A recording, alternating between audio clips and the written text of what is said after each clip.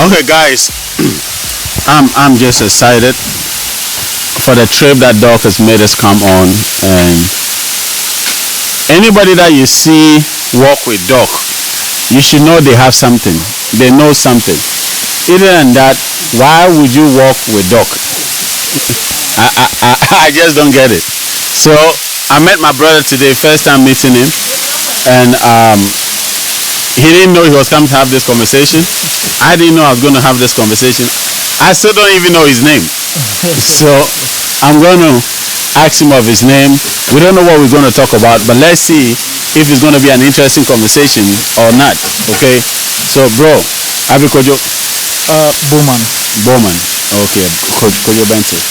So, Doc told me we were supposed to come last week. Exactly. That we should come and check out this falls that you have discovered. And I was excited, but last week we had a couple of meetings, so we couldn't make it. Yeah. So like this week, definitely. So last night I called him, Doc, we're still going. I said yes. Then we came to meet you. Yeah. First thing is first of all, are you single? Yeah, I'm single. Listen, guys, finally, he's single. He's a good-looking man. Listen, he's strong. He's strong. Ladies. Why are you putting you on the spot? No way. Ladies, listen, I'm not pimping anybody, but I'm just saying, he's single. I am not single. He's single. Bro, Bowman, how you doing? I'm good. Yeah. I'm good. Why Doc? Like, why? How did you start working with Doc? Are you guys friends? What's happening?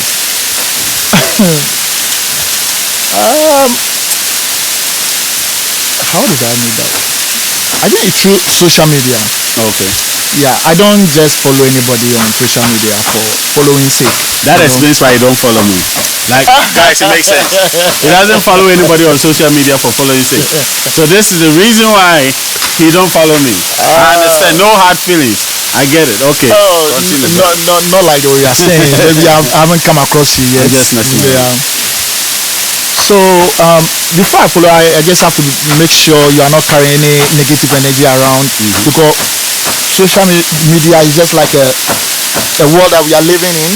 People have their negative energy. They just want to find a place to just dump it. So you can put something positive there.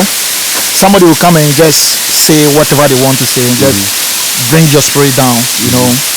So I always make sure whoever I get in touch with comes with a positive vibe.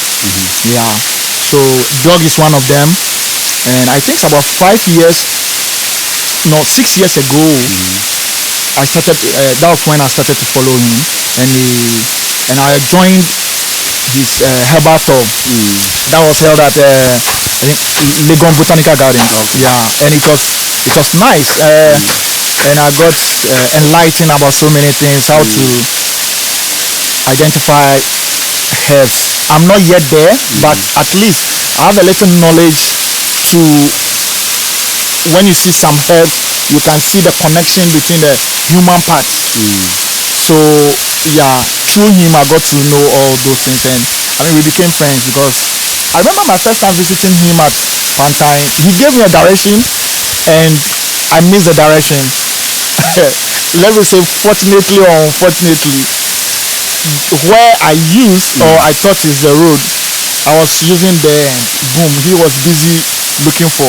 So I was like, oh no, that's the man I'm looking for. He saw me and was like, no, you're not, this is not where I say you should pass, you should have used the other side. I said, yeah, but you are here, so I have to. Yeah, so sometimes, you know, when we are well connected with each other with the same vibe, I mean, things, it's easier to, you know, get connected. So yeah. So before you met Doc, where were you? Like, were you a Christian? What were you doing? Or were you searching? What was the journey? This is going to cause a lot of. No, I'm interested. Yeah. I used to go to church. Oh, you did? Yeah, and where? Which church? Let me hold that back. I don't Nah, want to man. go there. Listen, yeah, we tell it all. Listen, Yeah. I say in my church all the time. Everybody know where I'm coming from. Yeah, we tell it all. Yeah, and I'm from a serious Christian background, so like from the family I'm coming from, like my brothers are pastor, I have brothers who are pastors and cousins. Even my grandma is a founding member of a church too. So yeah, you can imagine where I'm coming from. And yeah, but you know, it's life, and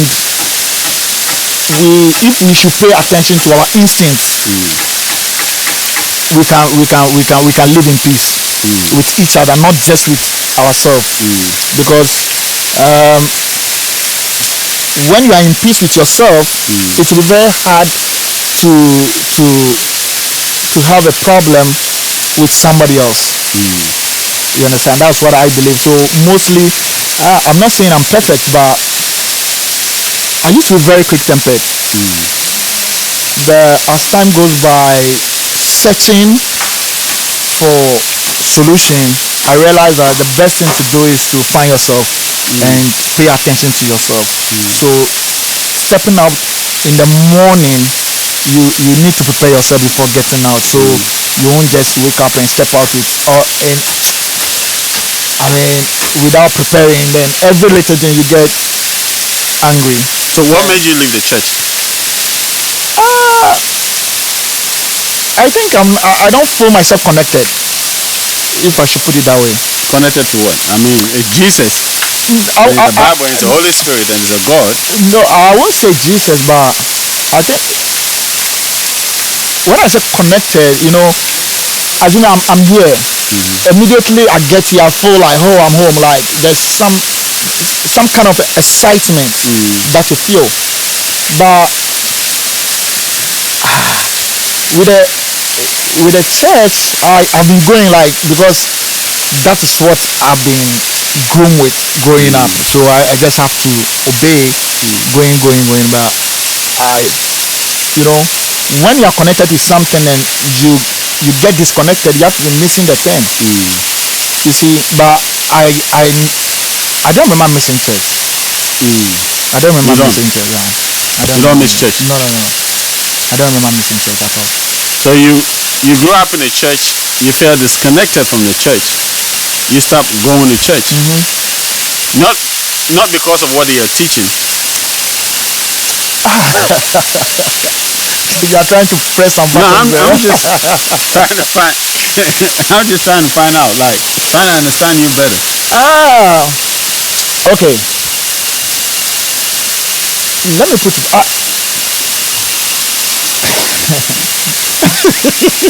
I just want to know why you left the church. Okay. I kept asking myself questions. You know, we've been doing this church thing for only God knows how long. Which I think many people even don't know the foundation or what's the basis where the church, how did we start church in Africa in the first place. So I went to Elmina Castle, then I saw right in the middle there's right in the middle there's a church there, Portuguese church. And I saw the date, I was like, no. So before that date, how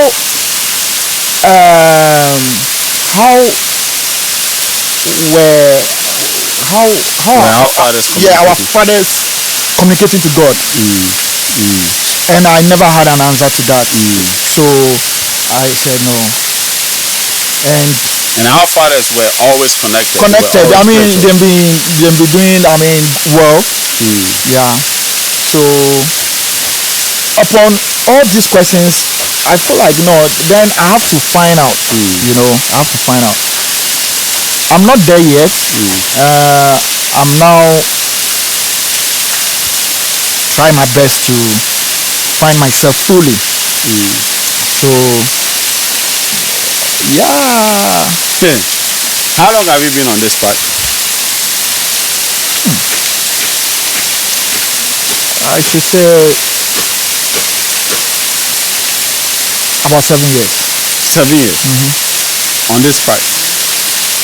And you say you haven't found much for 7 years. But the feeling is different from when I used to go to church.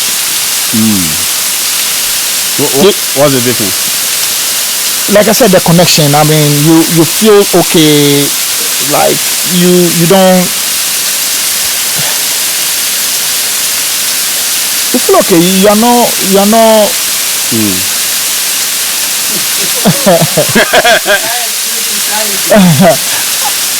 Yeah, I mean, you just feel good. I mean, not like a Sunday thing. You have to bath, dress, go to church. You know, all those things. But it's everyday thing. Would you ever go back to the church?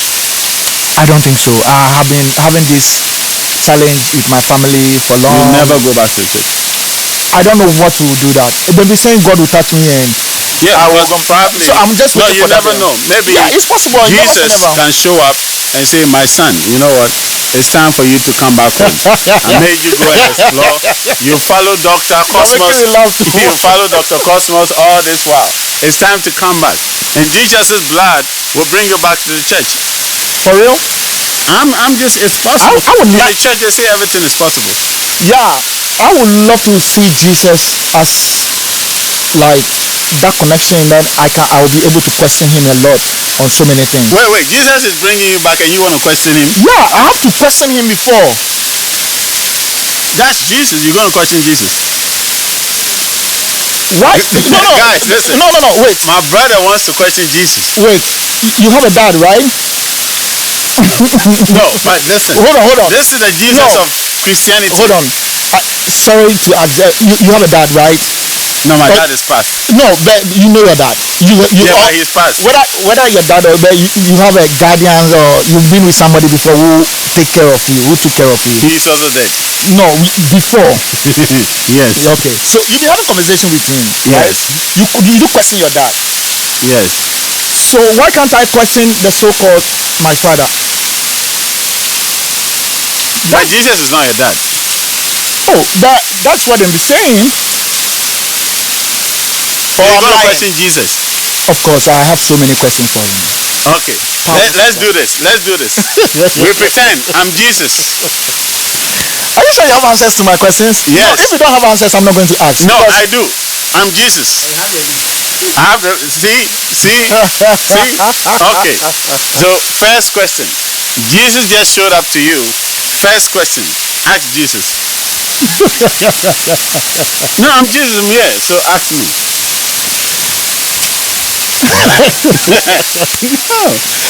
don't know why. Let's stop. I don't know why. Let's stop.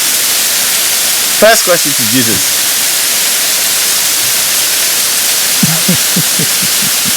You've been wanting to ask Jesus questions. First question. I would love to ask Jesus himself. Yeah, no, ask. Listen. You don't have answers to that. Jesus said. You have no idea. Ask. I'm curious. I want to know some of the questions you ask Jesus. So one.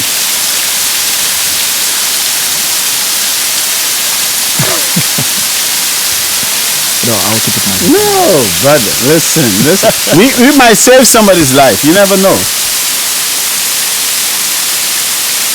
You really want us to do this? Yeah, I want to do this. Let's go there. My question is to Jesus.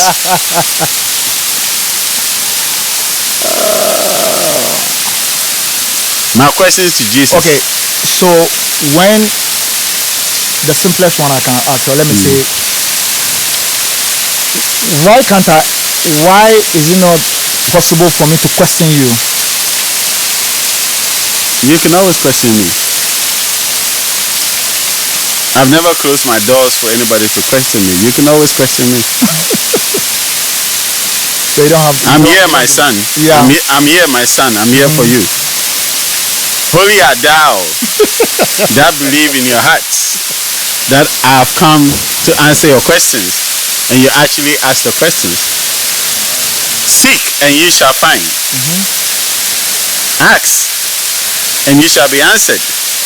So my brother, ask all I'm here. The Father has sent me to come and ease you of any questions that you have about my Father and his kingdom.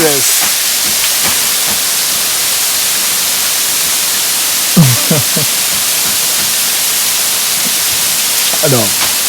Oh. let me cut it short. Now, so now spirituality. Okay. You are on this part. You are excited about this part because you feel the connection to spirituality.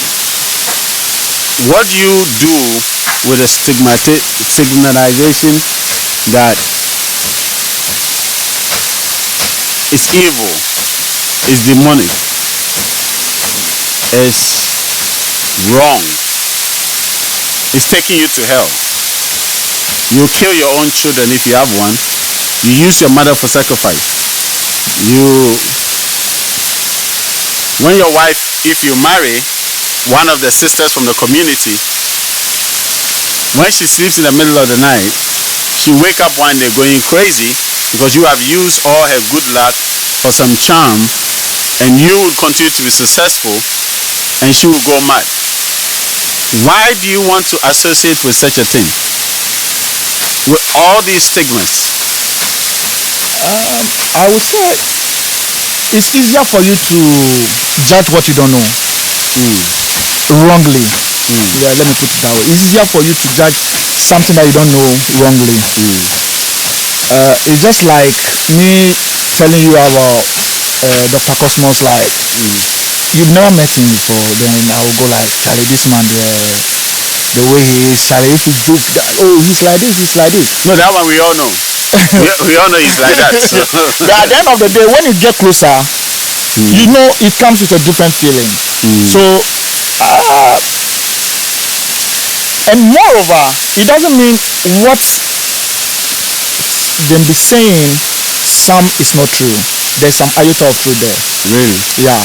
So, like people are going to hell because of spiritual. No. For hell issue. Or the ritual aspect. The ritual aspect. You know,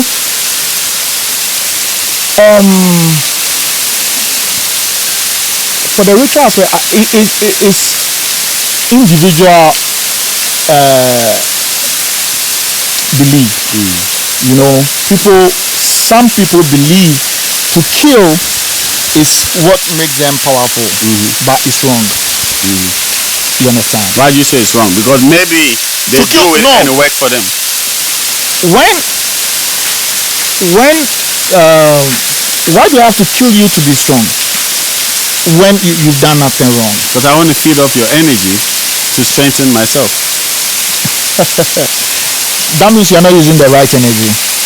The right energy, you don't have to kill somebody to gain that energy. No, because somebody will argue out and say that, you know what, we are all killing all the time. You are killing the plants, you are killing the mosquitoes, you are killing the ants, you are killing the trees. You eat. You are killing the animals. How many of us will feel bad if I pluck this leaf?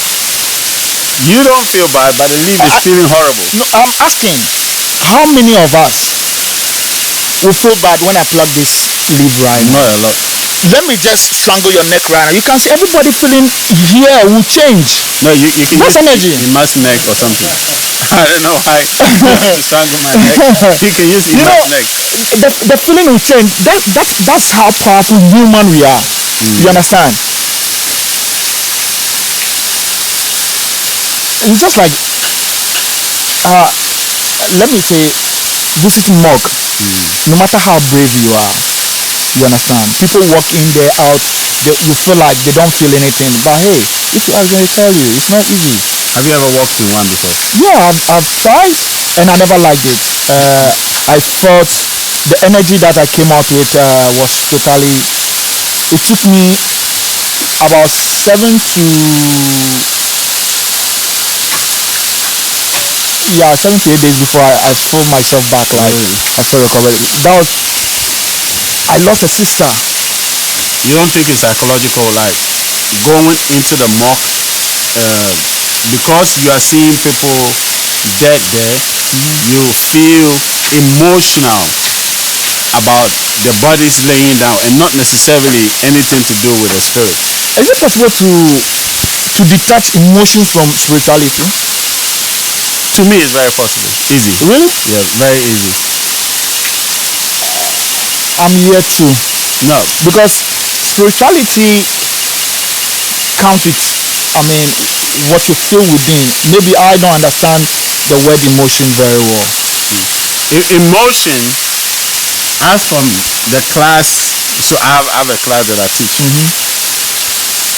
The same subject came up, and the true definition of emotion is energy in motion, or energy in action,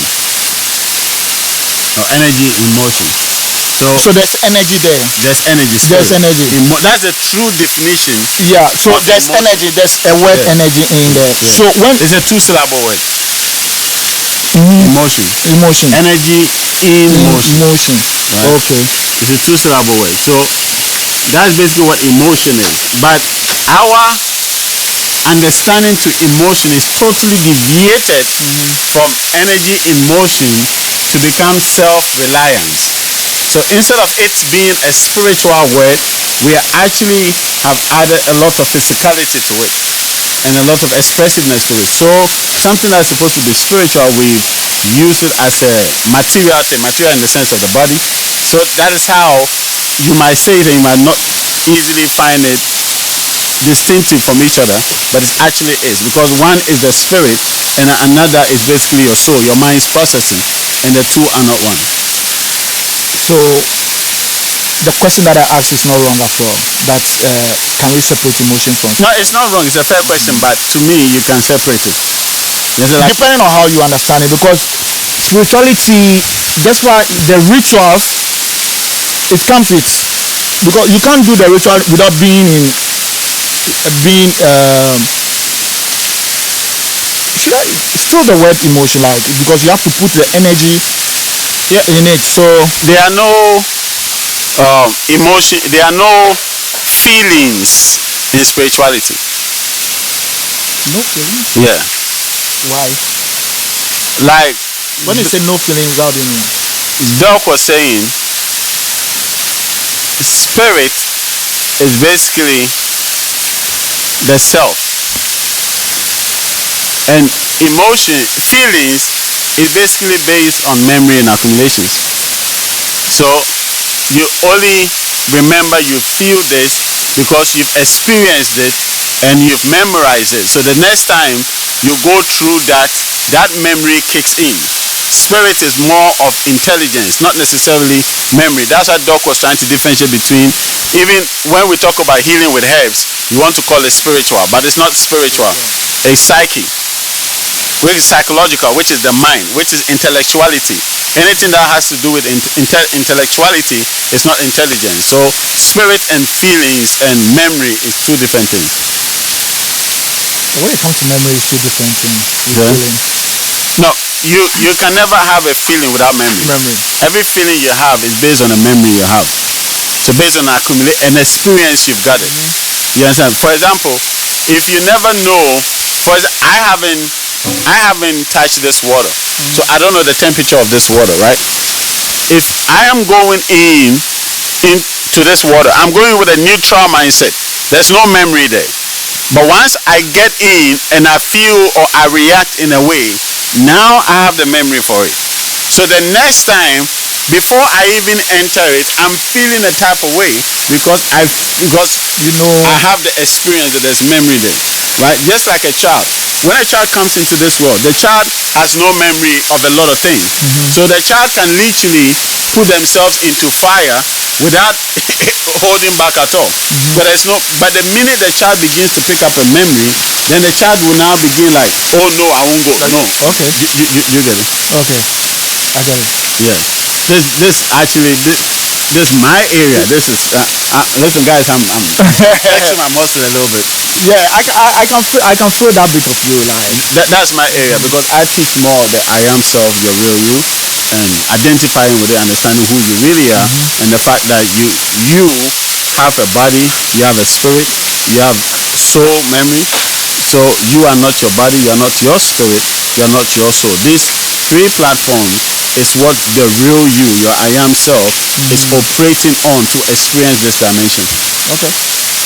You get it? That is why I can easily detach the three department. And once you come into your I am self, now you're operating in the fourth dimension. Okay. Yes. Anyway, it's not about me, it's about you. Sorry. It's about you today. It's not about me. So, but I'm really impressed the fact that, because hardly would you find handsome looking young men who are single. He's single. Are you still talking about this single? No, I'm just saying it. I hope you are going to cut this. No, I'm not. No, you should. It's going straight in. Following after spirituality, like I was so impressed by him and I was humbled at the same time. And I just had to have a conversation with him, and he has a very humble spirit. And I want to say thank you for bringing us here.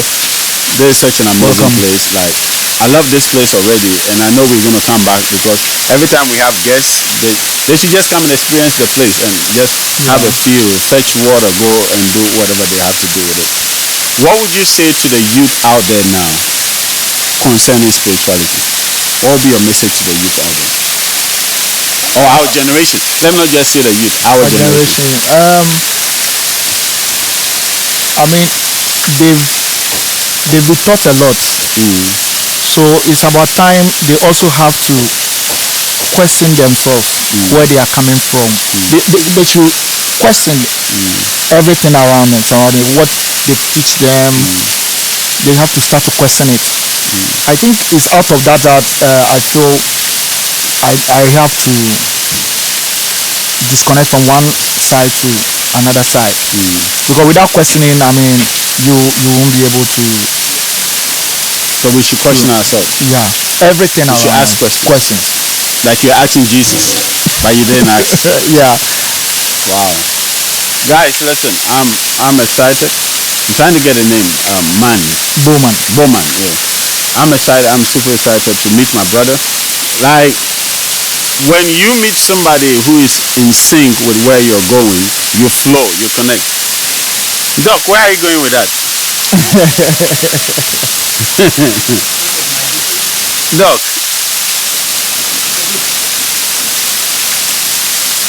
Okay, listen. Let me wrap up. Listen, guys, you know I love you always, and thank you for connecting to us, watching this. Love you guys. Bowman is here. Get in touch. I'll connect you. I love you